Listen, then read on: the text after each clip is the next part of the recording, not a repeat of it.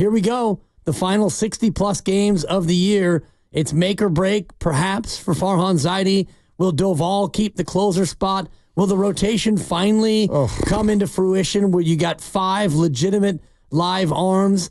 A lot of fun questions to look at here as we go down the stretch. I tell you what's not a fun question, though. Giants are up 5-3, bottom of the 9th tonight. Here comes Doval at Coors Field. Oh, crap.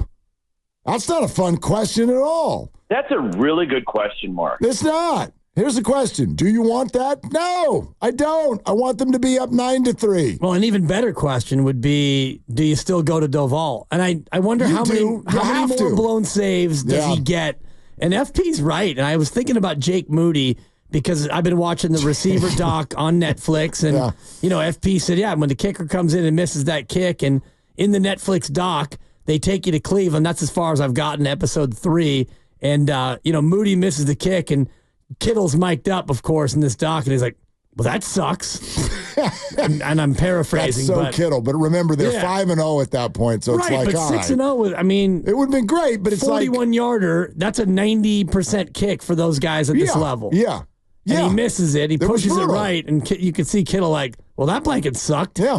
And it's like, yeah, it did. I mean, you're still 5-1. It didn't suck as bad as the next 2 weeks. Right. Can't wait to see what happens there. Yeah. But anyway. That's coming up. Doval, the funny thing is, how many blown saves does he have this year? 4 or 5, I believe. It's not as many as it feels like. Right. Let's put it that way. But there have been a couple games, 2 or 3 games, where he's given up a 4 spot, and it felt like his interest level was not as high as it should be. He had 8 blown saves last year. He's got 4 this year.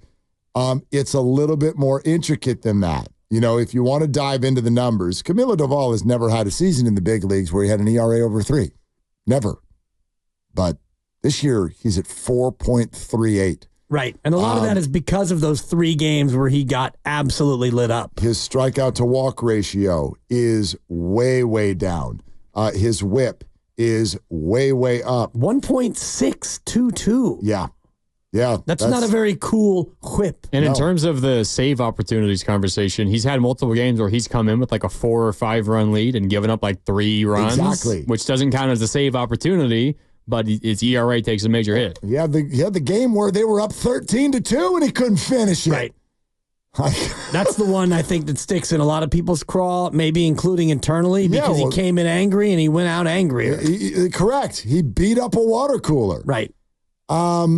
Which, by the way, I don't know if people know this in baseball. Football is such an emotional sport. If somebody goes over there and beats up something on a football sideline, you're like, okay, football player goes crazy. That's, whatever. In baseball, when you do that, that is not well received in the clubhouse. Guys get it, but you are expected to sort of deal with your frustrations in a way that doesn't put it out there. And by the way, don't forget, you can get frustrated and have it go sideways in a dugout. Was it Carlos Rodon? He threw something or whacked something and then it hit Estrada. I think this was last year. The bat. Dude. He kicked a bat and it flew up and hit his teammate. I'm telling you, this was down in the minor leagues and I had never looked at it that way, but somebody got really frustrated in the dugout. And I'm like, athlete gets frustrated. That happens. And the rest of the team was like, no, dude. No, you're not beating up the water cooler. And then when you find out that he's beating up the water cooler because you can't close out an 11-run lead and you're mad at the manager because you're too good to be in that situation. How do you think his teammates felt about that? I'll take a guess. Bad. Especially his bullpen mates, because the only reason why he was in there is because the bullpen was taxed. So taxed. Right. So we need you just to go out there and get 3 outs. If you wouldn't mind, if you would trouble yourself to go throw some pitches. And, we could go to Tyler Fitzgerald. He's pitched, and he's pitched pretty well. But we'd rather have you, our closer, go in there and just do your job. Get some outs. So I do wonder what what the grace period is now for Camilo Doval. If they go out tonight, in your scenario, 5-3 lead in the 9th, and he gives up a 2 spot and you lose in extra innings, does he get another crack? How many more blown save opportunities does he get in this ultra important stretch? I can't put a number on it yet. It's somewhat circumstantial. It's more of a feeling. Like, what do you feel? Like, what does the blown save look like? Like, it's Colorado, and sometimes a run here or there is not really the pitcher's fault. If it's a 1-run game and guys are blooping balls in, somebody gets a little squibber down the third base line, you're not pulling Doval. If he goes in there walking people, dude, nobody's got time for that. And I also think that it has to do with how he deals with the adversity that he faces. I agree. Because, that's been as big a part of the Doval story as the ineffectiveness. It's been the demeanor. That 13-2 game where he came in and he gave up 4 runs and only got 1 out, he hadn't pitched in 4 days. In 4 days, he hadn't pitched. And the bullpen is so taxed. And he beats up a water cooler because you went to him and asked him to go get 3 simple outs? Yeah. I promise you, that raised eyebrows with teammates. Forget fans. Undoubtedly. And just real quick before you go to the phones, for Grandy and for Lucas, the official Dibber Clause lock of the day is the over 10.5 Giants-Rockies, which means they're going to fade the Dibber and go with the under. Kyle Harrison going to throw 7 shutty or something? Yeah, no, he's saying bet the over. Bet the over. Wait, what are you betting? I'm betting the over, which means they're going to bet the under. Yeah, that's so Kyle Harrison 7 shutty. Yeah, in Colorado. Yeah, you said the over/under's 10.5. Yeah, we're going over 10.5. Who's pitching for the Rockies? Cal Quantrill. He's all right, mediocre. He's been pretty good this year. Actually, big right-hander. Yeah, 4.13 ERA. It's 92 degrees. You got some fresh legs and some fresh bats. 10.5. That's hot. That's nothing in Colorado. The Rockies don't. The Rockies stink. Yes, they don't. They don't hit. Giants can't hit at Coors Field. Giants will win this one 8-3. Go ahead and book it.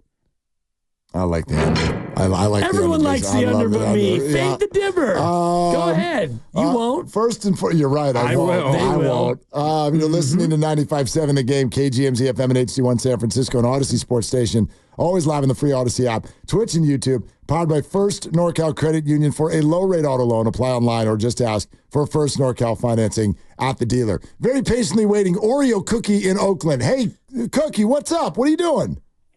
Hey, what up, man? Just coming on the freeway, coming from San Francisco into San Jose. But I feel a little bit weird calling into the game without a sports take. What I did want to do is I wanted to thank both of you guys. You guys have done a great job this week. And I did want to say on the way out, I want to do a little crop dusting and say, go to hell, Willard and Dibs. Very good, Oreo Cookie. And he walked it off. That's a total crop dust. That's a Low Neil special right there. No, he did it well, too. Yeah, he did. And then he walked us off. Yeah, exactly. That was funny. Yeah. Yeah. Yeah, look, I don't know.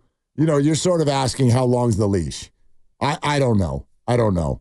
You know, here's what I don't know about the bullpen. I don't know if the Giants feel like they got somebody else who's got that demeanor. Does Ryan Walker have that demeanor? Nobody, as much as he's so effective, nobody wants Tyler Rogers to close. No, you don't.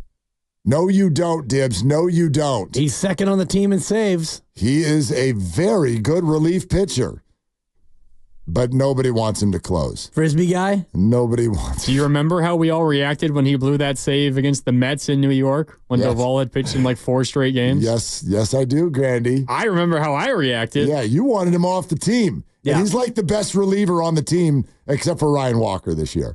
That's the guy I wonder about. Ryan Walker looks like he's got closer qualities to me. He's a strike thrower.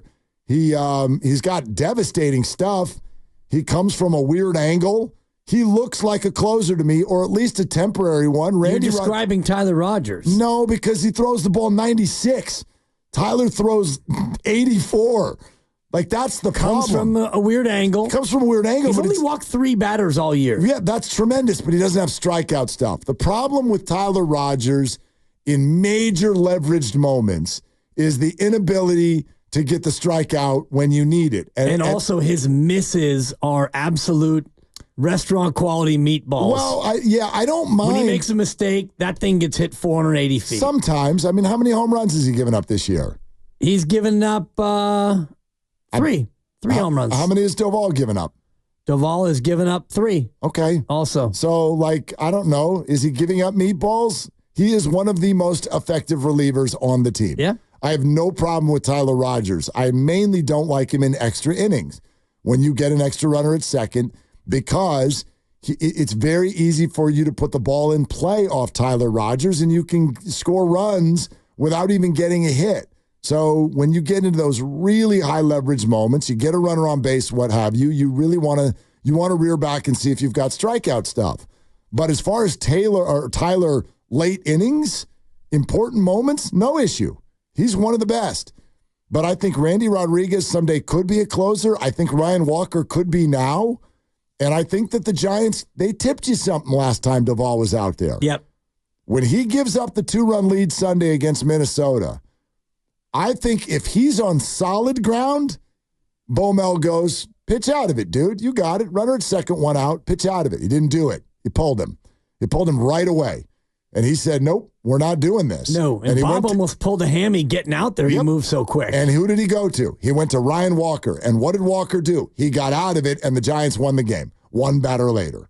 So, and that's what led me to ask you the question about how much leash does he have? I think it might just be one more of those type of outings where you decide, man, these games are high leverage now. These are really important. We may have to make that move, but if you do you lose Camilo Doval, because we know he's, I don't know, fragile's probably a little too strong, but we do know that he's a little bit peculiar when it comes to his self-confidence. I don't know if it is too strong. Fragile? I mean, that's what it feels like. That's probably a better word than the word that some have used, including myself, which is diva qualities. It's actually not that. I don't think Camilo is like, I'm better than everybody else. I don't know about that. He's not a me guy, but at least I don't think. But a couple of these things start to feel like it. And it's kind of like when you're the loudest in the room, someone will be like, you're also the most insecure. Always. And that's what it feels like with Camilo. Like, we've watched him for 3 years, and you're like, my God, he's perfect for the closer role. He's got no heartbeat. He's just chilling. Well, he's not chilling anymore. And it does feel fragile. Like, he has let things that shouldn't get to him. That's a terrible characteristic for a closer. Yes, especially when you're in these spots now where the rotation looks like it's going to be lights out. And based on this offense, you're probably going to be sitting in a lot of games that are going to be 4-3 or 3-2. I was just looking at the overall numbers on the year. When they score 4 runs, they're 38-18 this year. So if you can't get to the 4 runs, you basically don't win as a Giants team. And when you do get to 4, those are games you absolutely have to win, which means your closer's going to have to be able to preserve a 4-3 ball game. Absolutely. Yeah, they're not going to outscore a lot of people. It's kind of funny.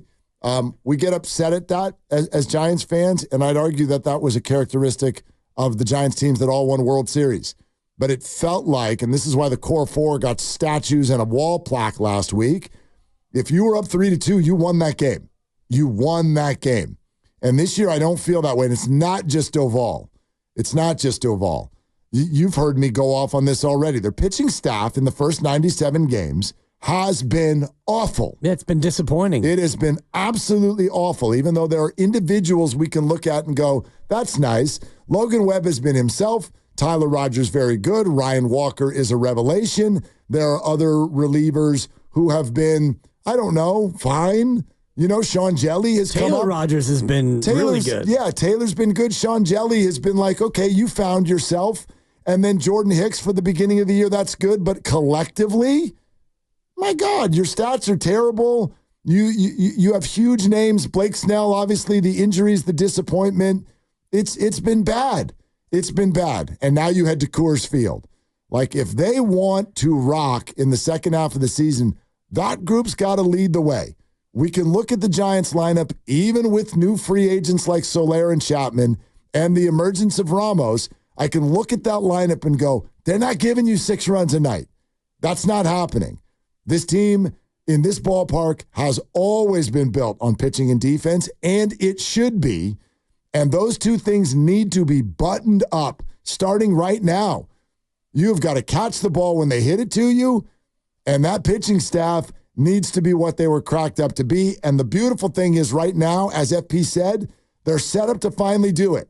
There's no Blake Snell injury. There's no, hey, when's Robbie Ray getting here? There's none of that stuff. The answer is this week. You're here. Let's go now. Now's the time. Yeah. Period. And the back end of that is if the starters come out and start to give you 5 and 6 innings of quality pitching, the bullpen's got to pick up their end of the bargain. Because you're right about the lineup and the order. They're going to produce everything that they can, but they're probably not going to go out there and score 8 and 9. Maybe they will today at Coors against the depleted Rocky pitching staff. But in general, you're going to have to rise and fall with your pitching, and it should be getting a lot better here in the next few days. I mean, here's the wild thing, and I bet most Giants fans, if you ask, like, what are you frustrated about or what do you see when you look at both sides of the ball? I would argue a lot of the voices, the tweets, and the criticisms get pointed at the offense. And this is a data fact. The offense has been better than the pitching. Oh, yeah. If you look at where they rank in the league, the Giants are a more effective offensive team than they are a defensive team. And that is stunning. Absolutely stunning. In this ballpark, with the pitchers that they brought in, it's absurd, quite frankly. Yeah. Could they be better offensively? Hell yeah. Hell yeah. Could be, should be, all that stuff. But the problem, if you really want to circle problem number one, it has been the pitching. Yeah, they're 8th in the National League in runs scored. And that is, that's really solid considering some of the teams that have, actually big bopper offenses. Right. They're a middle-of-the-pack offense. National League and Major Leagues. They're a middle-of-the-pack offense. It's not great, but it's not embarrassing. No. It's been solid, especially considering that they have no running game. And I'm interested to watch tonight and going forward. FP was mentioning how they're going to have a little bit more of a focus on the running game, and that means more Tyler Fitzgerald in my eyes, and maybe you start to get a little bit more hit and run, and you start to put more things in motion to try to create runs instead of just relying on what it's been this year, which is, we need 3 hits to score a run. Give me a pitching stat that matters to you, a team pitching stat. A pitching stat, probably ERA. Okay, they're 23rd. Yeah. Out of 30 teams. And that's starters and relievers are both 23rd, I believe. I think that they're both ranked 23rd. Okay. The Rockies are 30th, by the way. Pitching staff. Yeah. Hashtag bet the over. Right. But you guys want to fade the dibber, go ahead. I mean, you want to do... Not mad at it. You want to do whip? Yeah, let's do whip. Whip and Nene? 26th. The Giants are 26th. How about batting average against? Yeah. Batting average against? Yep. 28th. In batting average against? 28th out of 30 teams. Wow. 28th. Let's see. How about strikeouts? Strikeouts. San Francisco Giants are... probably 23rd. 19th. A little bit better on strikeouts. How about like on base? Although the whip would indicate that they're probably allowing a lot of walks. They're allowing a lot of hits, we know, the batting average, but walks, they're probably issuing the 22nd most walks. Walks, the Giants, that's a good one. Let's talk walks. The San Francisco Giants have walked, let's see, they are 12th, but that's inverted. In other words, like the 12th most walks allowed. Yeah, so that would be 19th, I think. Yeah, 18th or 19th. Yeah. I mean, whatever. You can look at all these numbers. They're bad. They're bad. It's not like, that's a little disappointing. They're bad. They've been a bad pitching staff in the first 97 games. Yeah, and here you get the real Snell appears to be back. His ERA is now plummeted to 6.31 rather. So you figure you're not going to have as much Keaton Wynn. You're not going to have openers. You got Robbie Ray and you got the real Blake Snell. All those metrics should change over the last 60-plus games. 6 teams have given up more earned runs than the Giants. 6. That's it. 6. Including the Rockies. Hashtag bet the over. White Sox, D-backs, Marlins, Angels, A's. The company they keep, as far as the pitching staff, is like all of the teams. Like, when we go, there's only 5 teams that are like out of it at the deadline. It's those teams. That's the company the Giants are keeping as far as the pitching staff right now.